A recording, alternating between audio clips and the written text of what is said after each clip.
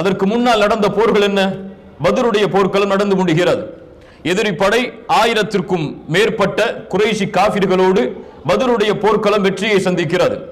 உஹதுடைய களம் 3000க்கும் மேற்பட்ட எதிரிகளோடு தோல்வியா வெற்றியா என்று முடிவெடுக்க முடியாத நிலைமையில் முடிவடைகிறது. அதற்கு பிறகு அஹ்ஸாப் ஹந்தக் யுத்தம், அகழ் போர் நடக்கிறது.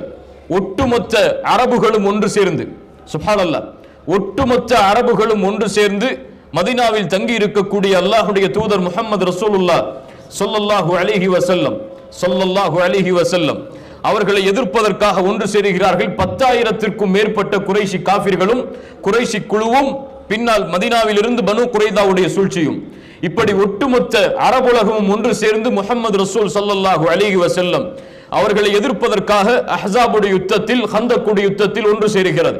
அதிலும் அல்லாஹ் ரப்புல் ஆலமீன் முஸ்லிம் படைக்கு வெற்றியை அளிக்கிறார். இந்த மிகப்பெரிய 3 போர்க்களம் 5 ஹிஜ்ரிக்குள் முடிவடைந்திருக்கிறது. 6வது ஹிஜ்ரியுடைய தொடக்கம். இஸ்லாமிய சாம்ராஜ்யம் மதீனாவில் இருந்து உலகம் முழுக்க பரவக்கூடிய சூழ்நிலை.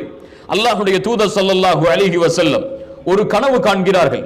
அந்த கனவில் அல்லாஹ்வுடைய தூதர் மதீனாவில் இருந்து மக்காவை நோக்கி கிளம்பி கஅபாவுடைய சாவியை வாங்கி தவாப் செய்கிறார்கள். உம்ராவுடைய இஹ்ராமில் இருந்து தவாப் செய்கிறார்கள். உம்ரா முடித்ததற்கு பிறகு தங்களுடைய தலையை தன்னோடு வந்த தோழர்களில் பாதி பேர் மலித்துக் கொள்கிறார்கள், பாதி பேர் குறைத்துக் கொள்கிறார்கள். அல்லாஹ்வுடைய தூதர் ஸல்லல்லாஹு அலைஹி வஸல்லமுடைய கனவு என்ன? நாம் காண்கின்ற கனவை போன்றா?